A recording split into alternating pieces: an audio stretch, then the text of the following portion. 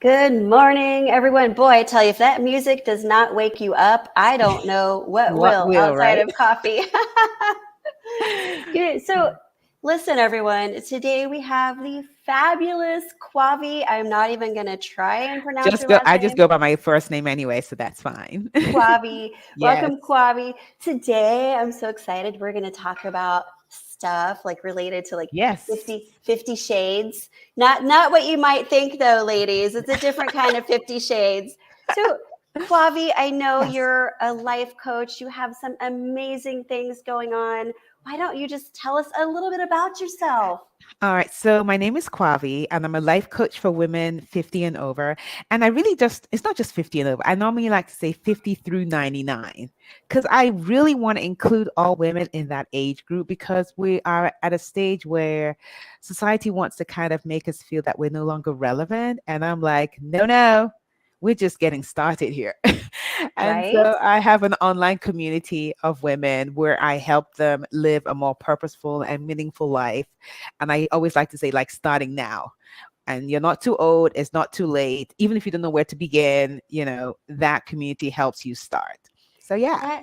That is wonderful. I love that so much. I think you're just so vivacious. I know that we met in Florida at the Yes. Grant Cardone Great American Speak Off, which was Yes. a complete blast. I remember meeting you in the lobby thinking, wow, that lady has some style. I like her. So I'm glad that we instantly hit it off, and we're now like BFFs. Yes, that's right. That's right. Yeah. Awesome. So women in their 50s, you don't typically hear too much about women talking about, their being in their 50s, like midlife crisis, if you will. You typically hear about that in men talking about how they're in a midlife crisis. Why is it that you think that women don't talk about that kind of stuff? I think that is just the way society has kind of placed. I think it's just this whole narrative when it comes to women, like, you hit a certain age, you really don't talk about it, and we're so focused on the youth obsessed culture. And so it's like, oh no, you're not even going to talk about. Some women are still reluctant to say their age. And it's all because of this kind of, narrative where you're over 50. Oh, it's like, you no longer matter, you're no longer relevant. And so if you're in that age group, you kind of feel like, okay, why would I even say my age out loud? And you do all these different things because there's so much marketing going into making us look younger. Like, that is the focus, as opposed to helping us look the best that we can at this age that we are, Absolutely. And on that note, looking the best that we possibly can. And I'll throw it out there. I'm 53, by the way. Yeah. I don't care telling everybody. I do try and tend to live a healthy lifestyle, or healthier than most people. So what are some things that you recommend to look as fabulous as you do at the age of 50 something? So one of the first things I always tell my clients is you have to accept where you are right now. Like, even if you're trying to lose weight or eat healthier, or you're starting a business, it doesn't matter. You can do all those things. You can strive for all those things. But I want you to be very appreciative of where you are now, because this is the thing. You're either here or you're not. And let's think about it. The alternative isn't very appealing. And so the fact that you're here, I want you to kind of step into that gratitude of just realizing that you're here. You can have goals, but let's appreciate where we are right now. Yes, that is such good advice. Instead of always wanting more, or I should be here, I should be doing this, like we all should all over ourselves, right? Right. And yeah, go ahead. Sorry. No, you go ahead, please. No, I was just going to say that brought me to something else, because when you think of I should be, because sometimes, when I speak with clients, they feel they're not where they're supposed to be at this age. They're like, well, I thought I would be doing this. I should be doing this. And the question I always ask them is, when you have the thought, I should be doing this, how do you feel? And most times they're like, oh, I feel frustrated. I feel like, yeah. And I'm like, okay. And when you feel frustrated, what do you do? Most times you do nothing. And so it ends up kind of like the result is you're living a life that you feel miserable. And so I always like to question them and say, is that the thought you want to keep carrying with you? Like, I should be there. Or do you want to think, okay, you know what? I'm here. It hasn't didn't work out how I wanted it, but I can set some goals and let's move towards that.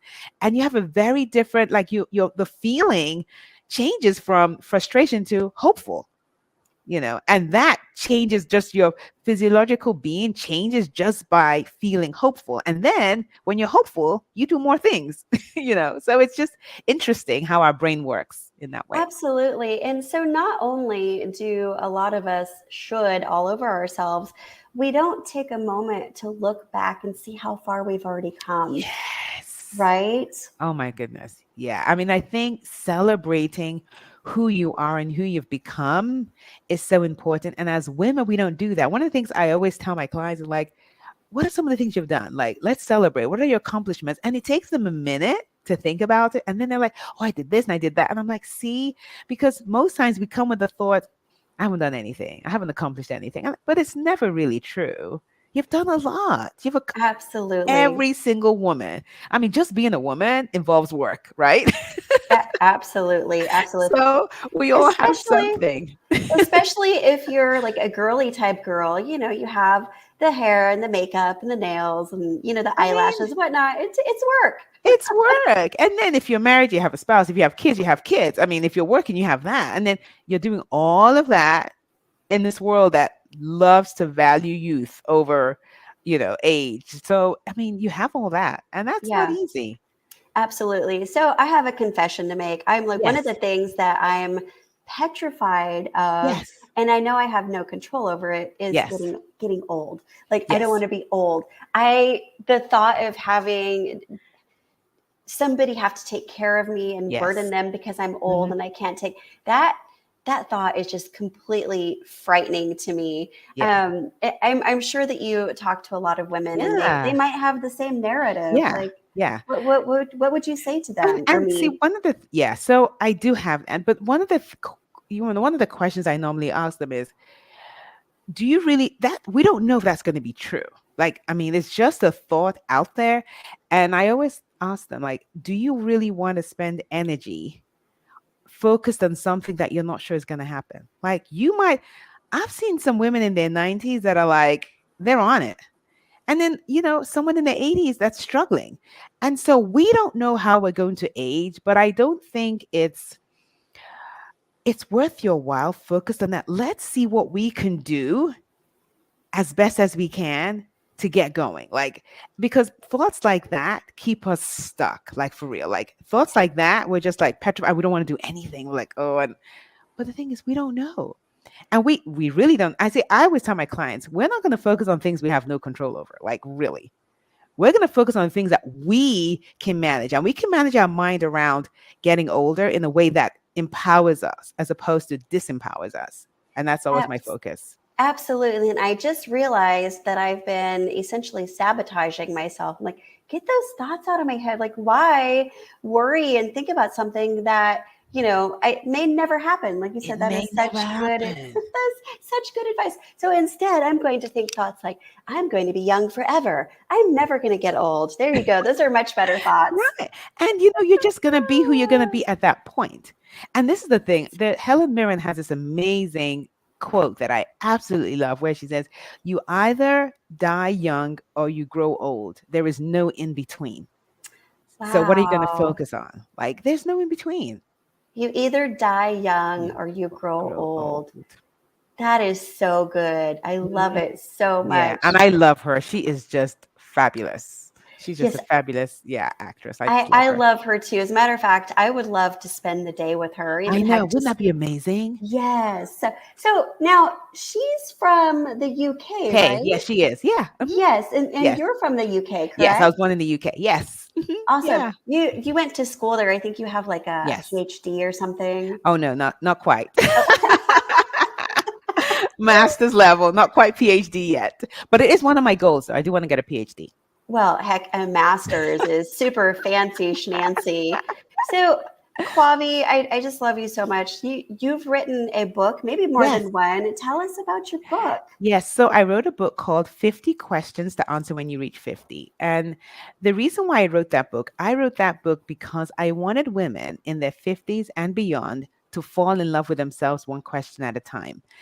I just believe that questions help us grow. And so being able to focus on answering those questions allows you to get to know yourself on a different level. And that's one of the reasons why I wrote the book. That is awesome. I am going to put a little banner up. What is the best way for somebody to get a hold of you? I actually have a banner saved here for you. Okay, perfect. See, I would recommend they go to my website. Now, they can go on Amazon and look for the book, but if they want an autographed copy, they can go onto my website and there's a way for them to purchase it from me directly and I'll autograph it for them, specially. Oh, that's fabulous. I don't know how many of those you're willing to sign, but I'm going to sign up for that. I would love one of Yes. Oh those. yeah. And a lot of women do that and they'll just buy some for friends just as gifts because it's one of those gifts that it's a very unique gift and I like to look at it as a gift that lives long after you've gone. So that's a book that your grandkids, great grandkids go look at and say, "Oh my goodness, this is what she was all about." Because there's so many different questions about you as a person. And so you get to use that as a way to detail your story in a very unique way. I Mhm. love it. I'm excited to go on your website and order Yeah. that book. And I Yeah. am curious to see what your signature looks like. So that'll be super fun. Please put a little smiley face on mine for me. I sure will. I will do that definitely. Awesome. So, Kwavi, tell us a little bit about your specific routine. Like, what do you do to keep yourself looking so fabulous? So what I do is I exercise a lot. Exercise is a big part of who I am. I love exercising for me. And I wouldn't say I like it. I do it because I love the benefit. Like there are mornings I wake up and I'm like, really? And because I wake up in the morning, I'm like a morning person. I can work out in the evening, but I prefer not to because I see like when I work out in the morning, I'm like ready to go. It's like a great way to start my day. And so I normally like to work out at least 4 to 5 times a week. And it's mostly weights. I used to be a runner and then my knees started giving me some pain. And I was like, nope, we're not doing that anymore. I'm like, I want to preserve my knees. And so I work out, I do weights. And when it comes to nutrition, I'm very particular. When I was about 19, I was in college in England at the time, and I remember watching this documentary about food. And right after that documentary, I stopped eating meat because I was just horrified by the conditions of where they had the cattle and all. I was like, "Ooh, I can't do that." And so my diet is mostly I'm vegetarian, so that's all I eat vegetables and beans and nuts, and that's my typical diet. And then what I noticed though, when I was about, I would say 47, I noticed that my regular routine of eating maybe 3 times a day with snacks wasn't working anymore. Like I noticed the weight gain, and it was interesting. The weight gain came straight to the stomach area because I was like, what is happening? Like, what is? And so I now do intermittent fasting and love it. Like I eat 2 meals a day and I'm good. I'm like, don't even feel hungry. Body feels fine. The bloating disappeared. So I'm good. That's fabulous. And I will tell the audience like that I have seen Kwavi in person. You can tell that you're very healthy. Your skin is glowing. You're Oh, very, thanks. yeah, you're welcome. You're very svelte and you have good, Thanks. really good muscle definition. So like Thanks. motivates me and inspires me to get back to the gym and get back on my weights. I love weight training I as know you well. do Like, too. Yeah. Yeah. yes, Yeah. I would much rather do that any day of week rather than do cardio. Like cardio, Yeah. in my opinion, is just completely useless. Yeah. And the thing is really as we get older, we really need more, we need the weight bearing exercises to prevent osteoporosis because as we get older, we lose that density. So weights definitely Absolutely. helps for Yeah, women.